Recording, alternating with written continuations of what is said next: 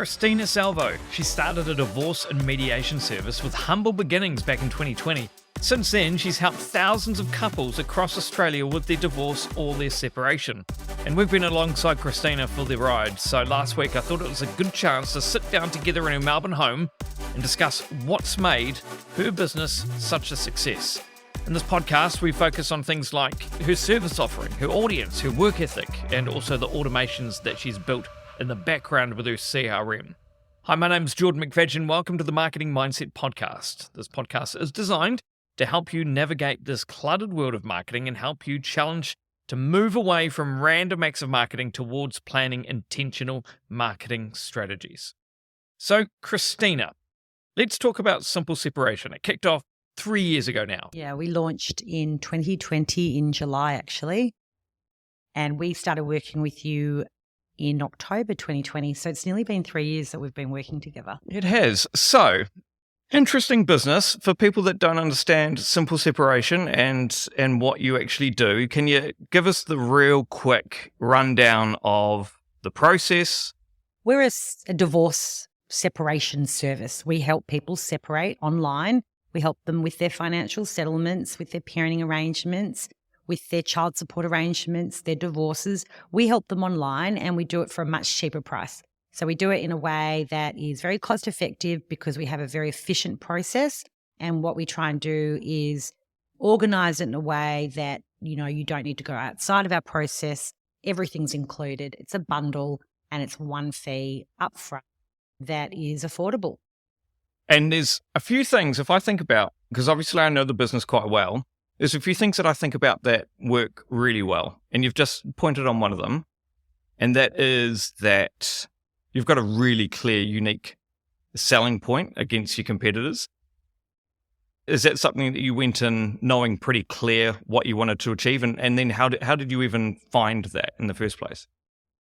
I've been through my own divorce and I found it extremely expensive and I found it unnecessarily antagonistic and stressful. So I really felt that there had to be a better way, and I researched the market and I researched what the options were out there, and I really looked at the parts I liked and the parts I didn't like, and then constructed my own version of how I think things should be. And I tried to do it in a way that would be accessible and affordable to the mass market, to most Australians, not just the wealthy. Because at the end of the day, if you can't afford to separate, you may be eligible for legal aid, but the majority of Australia aren't. And to go through lawyers and go through courts, you need to be quite wealthy. So what happens to the rest of the people? How do they separate?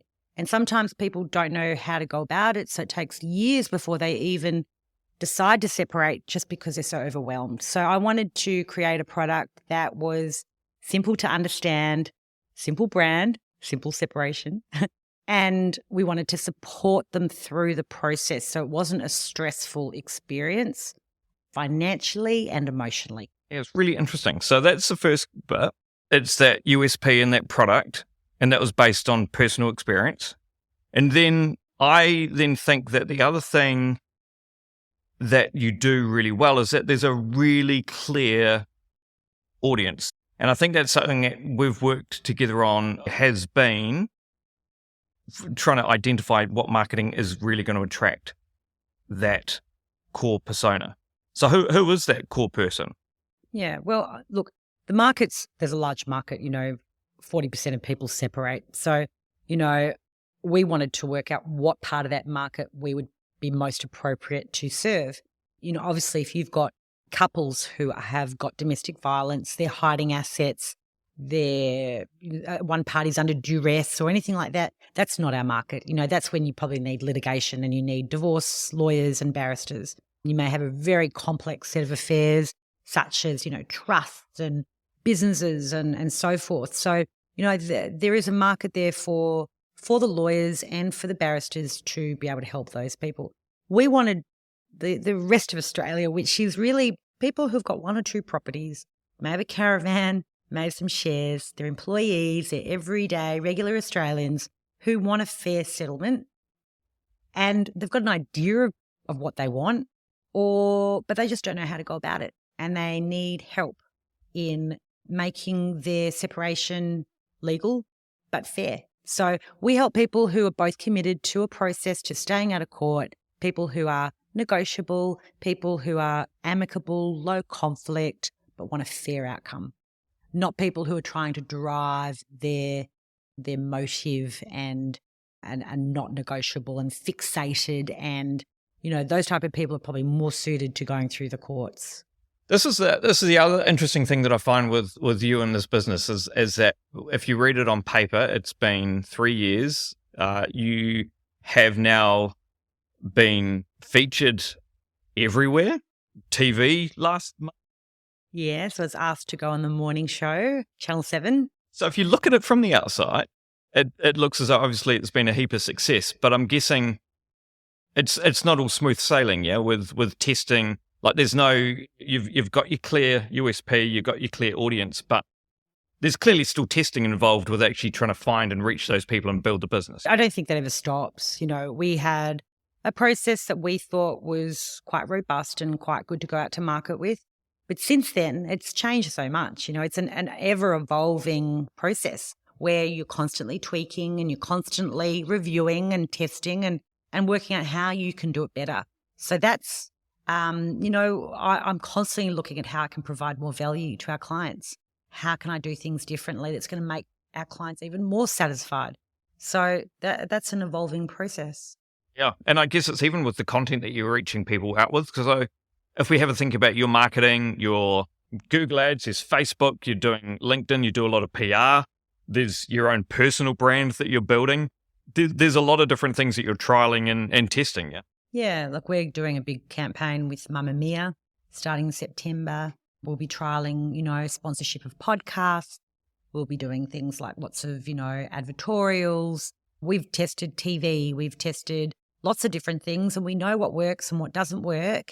And, it's you're constantly testing, but you need to test to know what works and what doesn't.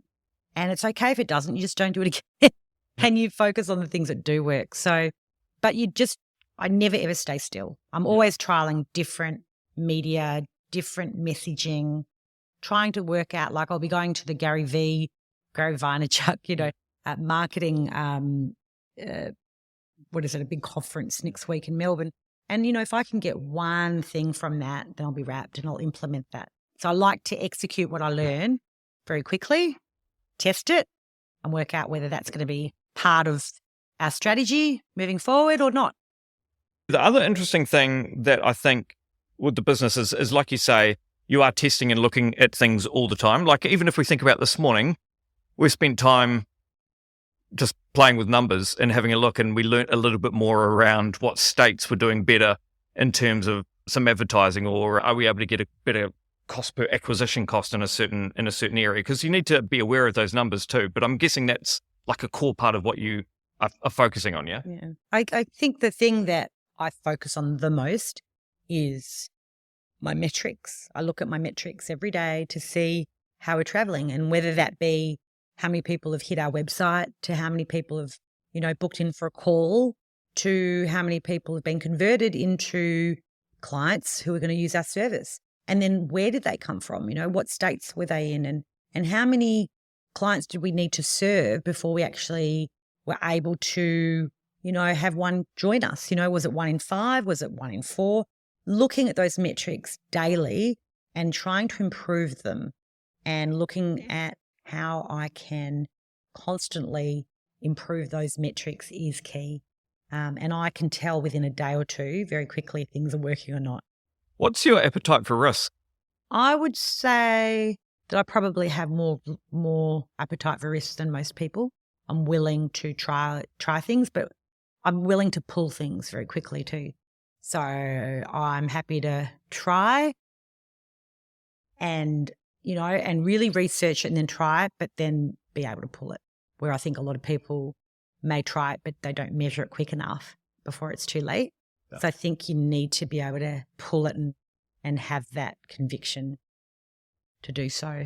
The other big thing that we talk about a lot is how we can automate things and make things easier for you. This is a discussion we're just having at lunch. around how much work is involved with setting up a business like this. I know I get emails from you at random times in the evening sometimes. So there's a lot of work that goes into it. It's not all a straight road, yeah? Yeah, it's not linear. It's not perfect, but it's hard work. At the end of the day, I grind every day, but I love what I do. So it's not a grind to me. But I'm constantly, it's one of the joys of my life is how to improve my service, how to make, my workplace better for our staff. How do we attract more people? So it's just something that I love doing. So it's not a grind, but it's a commitment and it's discipline and it's putting in the hard yards. I was working in my first year. I was doing everything from the strategy, the marketing, the accounting, the bookkeeping, answering the consults, doing the mediations, doing the whole thing. So, I was prepared to work 14-hour days for a whole year.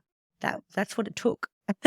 So I did that and that really gave me a very good indication of who the clients were, what are the bits that I don't like doing, what are the bits that I do like doing, what do I want to focus the business more on. When I first started, we were more focused on parenting and now it's changed to financial settlements. So, our core business is financial settlements.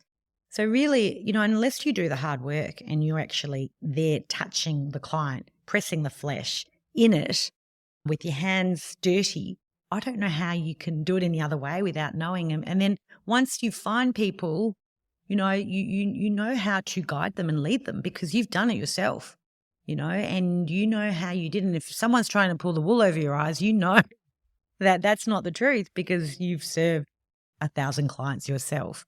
So that's probably, I think, something I've always been prepared to do is really work hard and then work smart by getting people to be able to then continue doing that because obviously I can't work 14 hours a day for the rest of my life. So now I've got really, really good people who really believe in what we do and they love what we do and they're trying to help me improve it as well. Since you got your hands dirty, you've learned about the process, use the CRM, and the entire business is literally built out of your CRM, yeah?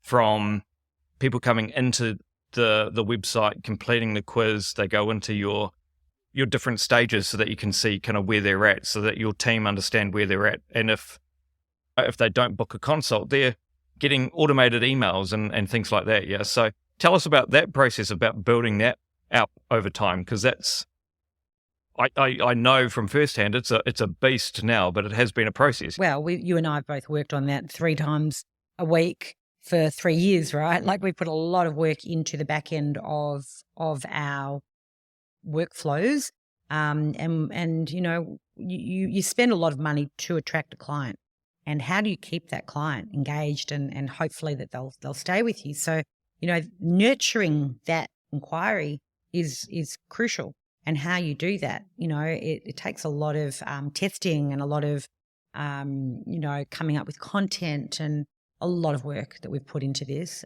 So we have, I can't tell you how many workflows we have, depending on the type of client that we've attracted and where they've found us, whether they've subscribed to our website or whether they made an initial call, received a quote, but they will all have their own individual workflow. But that's crucial. It's not just advertising and getting an inquiry and that's it, and providing a quote. It's the whole process that goes before it and after it and during. And once they are a client, what happens during that? There's also workflows within that process as well. And then when they've completed, what do we do after that? What else do they need? What feedback do we require? What other services may they need? Like, for example, now that they've got their orders in place and their agreements in place, are they sticking to them? Do they need some sort of parenting coordinator to be able to help the parties ensure that they're following those orders? And so it never stops. Yeah. People need wills. They don't think about their wills, that they could be potentially at risk. They don't update their will, or that all their super could go to their ex de facto partner if they don't update their will. So it's a massive amount of work that you don't just, but you've got to start somewhere. And the point is it's never perfect. It's always about improving, and near enough's good enough. And next week you'll improve it and you'll improve it. A lot of people are waiting till things are perfect and they never get started. I was just going to say, like, it's not one of those things that you kicked off the business 3 years ago with these fully fledged workflows and automatic emails being sent out and everything kind of working. It's just a thing over time. And I think it goes back to what you said before around you were willing to get your hands dirty and figure it out and actually essentially be in the trenches there for a bit to actually learn about what the customer likes, what type of communication style they have, the best way to communicate with them, because you've got a really niche audience that are going through a pretty emotional time. So there's different ways that you need to communicate to them and get them the support they're kind of looking for. Yeah. So I guess that's one of those interesting things that you've built out over that time. And I always think it's interesting as well that you do get quite a few inquiries each day, and the team are coming out working with consults. And sometimes, I don't know how you feel about it, but the ease of knowing that there's emails being sent right now to clients at different stages, and it's just done. It's just kind of, you're working, and then I guess we test it and see, what's actually helping serve those clients best. Yeah. Exactly. I mean, I don't send emails. I don't answer calls. I don't do any of that anymore because I've got a great team and I've got a great system behind it that supports the team. But, clearly, like, sometimes I want to be able to press the flesh and see, just see how it's going. And I'll pick up a phone and speak to a client and do some training. And then I'll find something else I don't like or that I need to improve, and that will be improved as well. But yeah, the whole thing is to be able to scale or to grow. You can't be doing everything. You need to be able to create a system that is a bit of a set and forget and have really good staff as well. And so what's the aspirations?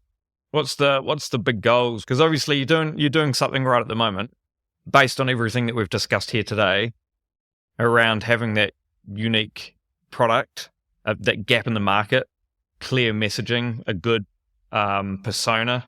You're aware about what other services in the courts are doing, so you're aware of everything. What's next? I think I would like, when people are separating or have a friend who is separating, that they are thinking more about what's the best pathway and have simple separation as part of one of their options. Like, I would like it to be that people are thinking, whether it's us or whether it's another group, it's not just go to your local lawyer.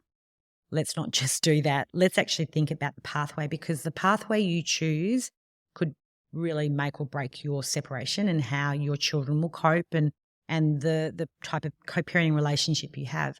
So my goal would be that people go, okay, I know someone who's separating, my sister's separating. Have you tried simple separation? Because they are about respectful, peaceful separation and helping you get through it so you can preserve your co-parenting relationship.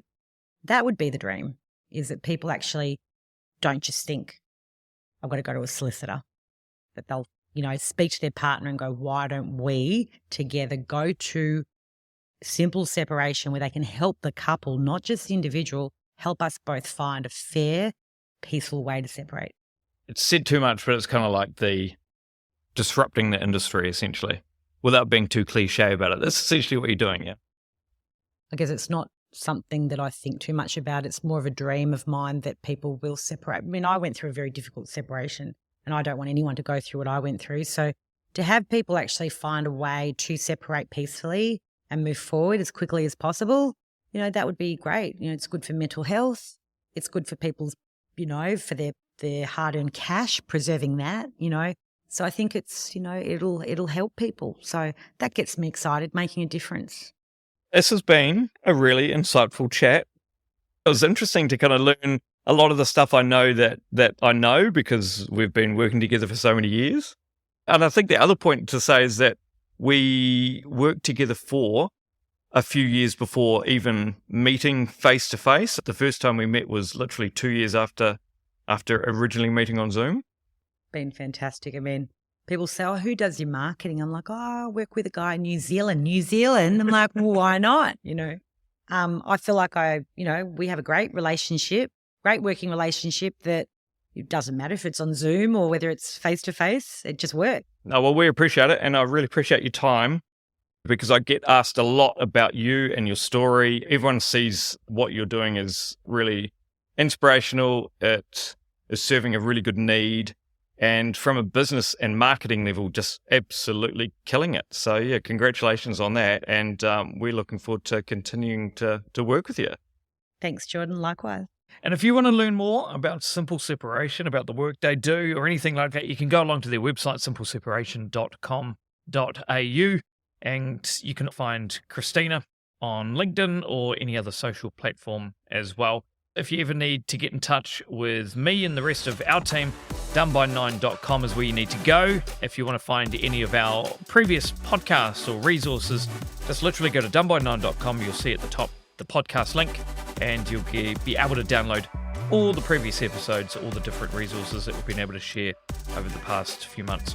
And look, again, thank you so much for joining us on hopefully what has been an insightful look into a really successful online business. And we hope to see you next week on the Marketing Mindset Podcast.